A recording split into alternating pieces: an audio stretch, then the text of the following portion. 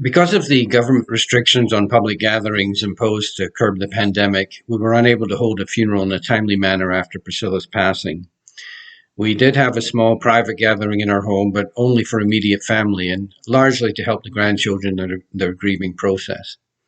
And while the plan is to later hold a memorial for all who would like to attend, I wanted to deliver the eulogy not too distant from when Priscilla left us. As I speak, it was 6 weeks ago today. Priscilla, or Prim, as she was known to close family and old friends, was a beautiful person inside and out. Like anyone who knew her, I'm feeling immense sadness and grief, as well as a certain amount of disbelief that she's gone. Those who have experienced crushing loss tell me that in time I will find happiness and even laugh again, and while my head tells me they may be right, my heart tells me otherwise. Compounding the sadness is the feeling that death came too soon. 60 by modern standards is much too young, especially for one who embraced life and who had so much to live for. I think what makes loss so difficult is that we're consumed by recent memory, and in the case of Priscilla, the suffering she endured that was a considerable part of the process. In time, my hope is that the countless good memories that I was so privileged to share with my soulmate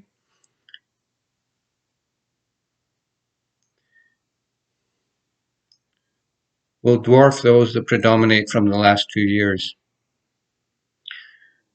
I'll share some of those good memories, but first I do want to pay tribute to Priscilla in terms of what she accomplished during her illness, motivated as she was in that she was determined to live for her grandchildren, for her daughters, her siblings, her many friends, and for me. And while I could use many words, the first that comes to mind is brave. Cholangiocarcinoma is a devastating disease, and there was no breaking in period for Priscilla to digest what it meant. She was quite aware as her mother passed from this cancer in 2010, only 6 months after her diagnosis. Indeed, many who are diagnosed elect to not undergo treatment given the dismal prospects, and that's an understandable decision. Priscilla chose to pursue an aggressive approach. Certain memories are indelibly etched on my mind from that time. Certainly when I got the phone call from Priscilla, she herself had just been told via phone while driving her car. But for some reason, the one that's the strongest is when I got home. I ran upstairs and found Priscilla hanging pictures in her bedroom. We just finished a renovation. She was putting the final touches on her project. She always liked to keep busy. I think she was going through a certain stage of disbelief too. After I persuaded her to leave that task for a while, we were just stunned, reduced to holding each other, wondering if her heart rate would ever go back to something approaching normal. Many medical appointments followed, and an opportunity at life-saving surgery, albeit through a high-risk procedure, emerged. Diagnosis was on April 11th, and surgery at Sunnybrook was to proceed on May 28th. And when the surgeon said the goal was a cure, we were elated at the prospect. For Priscilla, despite the high-risk nature of the surgery, she was all in, so brave. From day one, she and I decided on an aggressive approach to dealing with this cancer. However, shortly before the surgery was to go ahead, we got another call. The surgical team at Sunnybrook had been denied permission to proceed on the grounds it was too high risk and would likely result in death. However, the surgeon suggested we try the University Health Network transplant team. So it began again. More tests and waiting in a surreal, awkward limbo. But ultimately, we had a meeting arranged with the transplant surgeon at Toronto General. The intricacy of the potential surgery was explained, but then she stated that she thought it might be possible. But again, it would have to go before a board for approval. We were to await a phone call on Friday if it made that week's list. Well, Friday came and we waited by the phone, but no call. We'd have to wait another week. Disappointing, but we still had hope. The next Friday came and it was a beautiful day, but 4:30 came and went, no call. Then 5 o'clock came and went. We tried to remain hopeful, and as I said, it was a beautiful day and we went in the pool. Resolved to stay optimistic and thinking that no call would come that day, we found ourselves at the deep end of the pool in a largely futile attempt to relax. Well, they haven't said no. I expect a call on Monday, I said, trying to convince myself as much as Priscilla. And then sometime well after 5, the phone rang, all the way at the other end of the pool. In a millisecond, I made the calculation that swimming would be marginally quicker than heading for the ladder, and I'm pretty sure I would have beaten Michael Phelps, as I got to the phone before the ringing stopped. It was good news. Despite the inherent danger, they would proceed with the surgery if first Priscilla responded well to a course of chemotherapy. Hope reigned again. I recall well the day we got in the car to go for the first chemotherapy treatment. Priscilla, the brave one in this relationship, seemed okay. But as we were in transit, some tears appeared. She explained it was just so counterintuitive. She felt absolutely fine, and it was about to subject her body to what promised to be an arduous assault. And it strikes me now on the other side of all this that for all our medical advances, and they're to be lauded, in terms of this particular disease, we're at a psychologically trying time. Doctors know enough to tell us that this disease could kill you. They don't know enough to cure it. At an earlier period in history, while Priscilla would have experienced a slow decline, she would not have had to endure the psychological trauma of a dangerous surgery or the impact of the knowledge that she had a fatal condition. And some years from now, I expect the advances will inevitably arrive, such that there will be a real prospect that this will become a very survivable condition. Despite excellent care, chemotherapy is indeed arduous, and add to that the surreal aspect. Sitting by her side in the chemotherapy ward, this was the time prior to COVID restrictions, so very real and yet unreal. Of course, I think what complicated that understanding was the fact that other than some indigestion she could deal with by avoiding certain foods, Priscilla felt perfectly fine. And she looked great. Priscilla always looked great.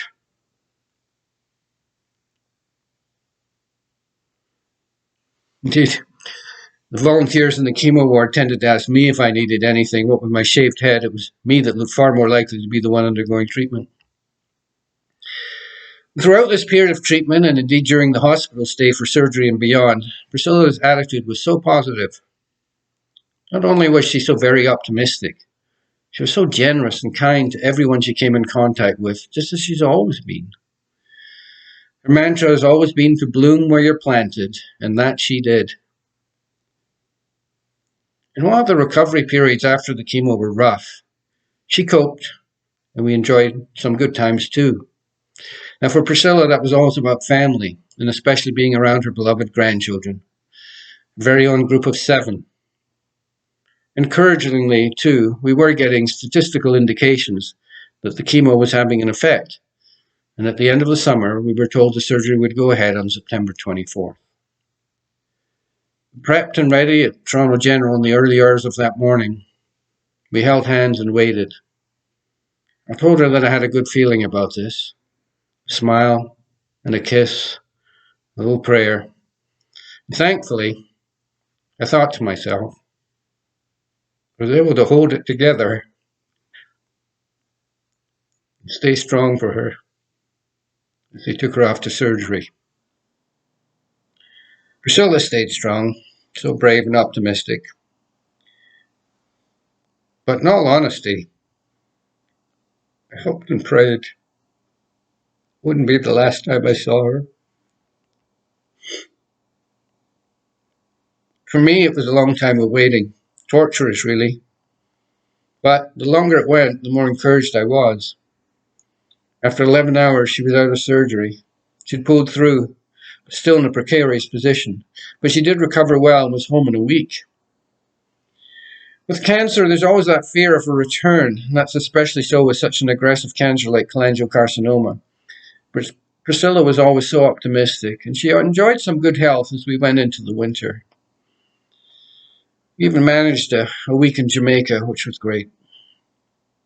The December checkup was a good report. There was something in the way the surgeon tried to reassure us that made me wary, and he ordered adjuvant chemotherapy to lower the risk of the cancer returning. So, more chemotherapy throughout the winter months, in the hopes of a good summer ahead. April brought another good report, and we allowed ourselves to dream that maybe, just maybe, it wouldn't come back, or at least it wouldn't for a long time. And despite the pandemic, it was a reasonably good summer. But by August, it was clear the cancer had returned. At that point, Priscilla asked the oncologist, how long? And the answer was a year, maybe longer. Well, disappointing hardly covers it. But I say this for anyone who has the misfortune to ever go through something like this. You do find a way forward. Because you have to. I think the best advice we ever got was from a friend who was undergoing treatment for lung cancer. Just keep putting one foot in front of the other. That's what we did. There was a close call in November. Priscilla was very ill. Period of time in hospital. But then Christmas, and despite severe dietary restrictions and a pandemic to contend with, we made the best of it. Priscilla always made the best of it. She was always so brave. The new year came. The oncologist suggested we needed to try a different type of chemotherapy, and again Priscilla said yes. It was unpleasant to say the least. And of course, by this time I was not permitted to accompany her in the hospital. Yet she soldiered on in the hopes that this would knock it back, buy some more time. But ultimately she had to stop. She was unable to keep anything down, was becoming quite weak. Again she asked how long. 1 to 3 months was the answer. And so it was.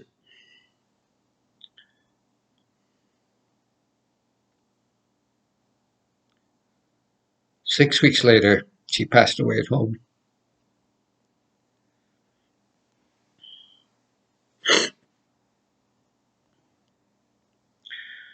I share all these details because I want to demonstrate just how brave Priscilla was. Really shouldn't have surprised any of us. I remember 11 years ago being with her when she decided to donate a kidney to her cousin. It's not everyone can do such a thing, but she did. And let's not forget, she said yes when I asked her to marry me. Now that's bravery. And the memories I've described of the final 2 years of Priscilla's life are heartbreaking.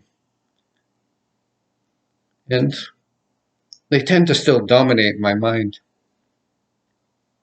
But as I said earlier, my hope is that all the good memories from the many years before this time will rightfully come to be more vivid for me and for all who knew her. Priscilla was born in Nova Scotia and moved with her family at a young age to Ontario. She grew up in the Port Perry area and on a farm in Blackstock, but moved to the city of Toronto at the age of 19. We met when she just turned 20. I was immediately enchanted and asked her out on a date. I'll never forget her response. But I don't know you, she said, despite us having a mutual friend.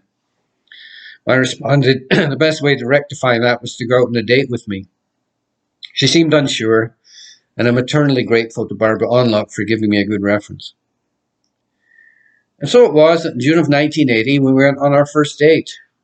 I'd booked a table at the fine dining restaurant that was financing my studies. A friend of mine and fellow waiter had placed a large sign on our table, reserved for Dr. and Mrs. Marr. I drew some looks from the other patrons as the two 20-year-olds took their seats. But Priscilla went right along with it, and that impressed me no end. We were married in 1982 and built a very good life together with our two daughters, Julia and Gillian. What a great mother Priscilla was. I had no idea what I was doing, but she always knew what to say and do. There's one memory in particular I'd like to share from those early days, as I think it offers some insight into Priscilla's character. There was a period when in the early days of the business that was a lot of work, very long hours, little time for anything else. But instead of complaining about that, I recall coming home one day and Priscilla had bought gifts for me to give the girls. It's just one example. I could recount many. Throughout our life together, Priscilla was often engaged in work associated with the church and charity work. There were many formal roles. Since her passing, I've been struck by how many women especially have shared with me how Priscilla was a great help to them in a variety of ways. As I say, she was a natural when it came to being a mother, and she helped many younger women with good advice on parenting, but also with relationships. She certainly had a real wisdom when it came to relationships. I've been told that by many, many people. I'm not sure where that came from, but I suspect the motivation to help others was born of her devotion to her own family. To say that Priscilla was dedicated to her family is, of course, accurate, but somehow seems inadequate. She poured herself into her daughters, and when they had their own children, she cherished her grandchildren and was an important part of their lives, all the while working full-time and being, as Gillian often referred to her, an overachiever in the community. As a wife, Priscilla was always so supportive. I already mentioned one example about the gifts, but that happened on several occasions. And rather than complain about how much I spent at work, often leaving her to essentially single parent during busy seasons, she was sympathetic and supportive. She recognized we were building something together.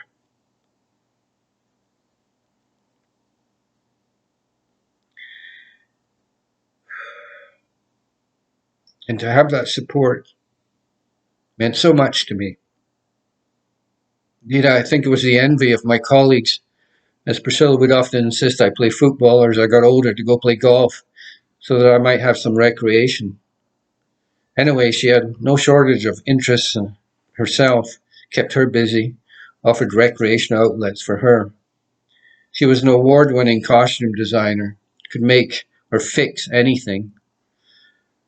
It was not uncommon for me to come home to find her working in the garage with that pink tool belt of hers. And in under 15 minutes, she was ready to walk the red carpet for an evening event, the natural beauty that she was. And always, always optimistic. Indeed, when we turned 59, I recall musing that in only one more year we'd be 60, and you do think your years on this earth are dwindling. And she characteristically responded by saying that the next 20 years would probably be the best years of our lives. And they should have been. Elizabeth Kubler-Ross has famously delineated the stages of dying, but I knew from the beginning of this 2-year journey that Priscilla would not fit that mold. There would be no anger and there'd be no bargaining. It's just not in her nature to be angry, and so it transpired. Nor was there any bargaining, because there was nothing to reform to make a deal with God. A better human being you will not find. She was comfortable in her spiritual beliefs, and while the exact nature of what eternity looks like still holds aspects of mystery for anyone, this was not something that troubled her. However, it is fair to say that Priscilla was disappointed, particularly that she would not be able to fulfill her role as a loving mother and grandmother. From my perspective, our time together, as I reflect now, was so comfortable, natural, and rich.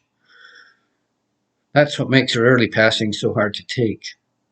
She was such a generous person, always willing to put the needs of others before her own. And even as we knew her time was limited, she helped to prepare me for what was to come. In tangible ways, she did this by teaching me how to, for example, iron a shirt. It's another memory that will stay with me all my days. Beautiful in its simplicity, yet excruciating too.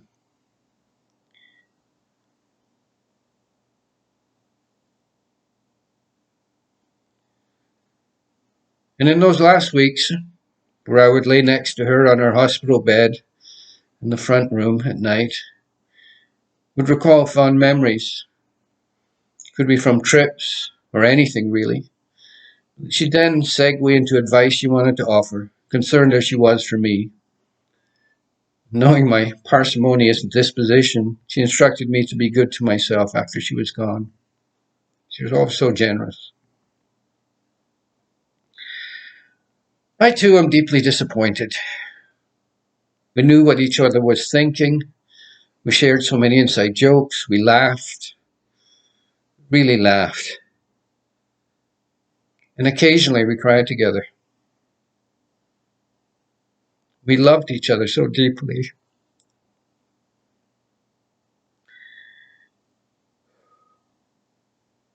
Indeed, prior to her diagnosis, we felt well positioned to enjoy the fall and winter of our lives. But alas, she has gone. I'm sure we all have many great memories of Priscilla. She was loved and appreciated by a great many people, most immediately by her family, me, of course, her daughters, Julia and Gillian, her grandchildren, Luther, Aidan, Linley, Keaton, Perry, Macaulay, and Neil, her siblings, Peggy, John, and Chris, and of course the extended family and in-laws. She also had a wide circle of friends, colleagues from work, the theatre community, the church, both locally and throughout the world. For me, it will take a long time for the pain of her passing to be supplanted by the good memories, whether they be from family events, travel, or just the day-to-day absolute pleasure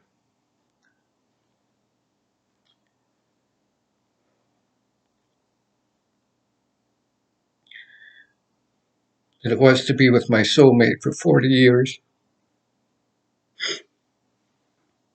And whatever the memory you harbor, I suspect, as it will be for me, will be punctuated by her amazing smile and her laugh. For she laughed as she lived, wholeheartedly. Rest in peace, my sweet Priscilla. Love you always.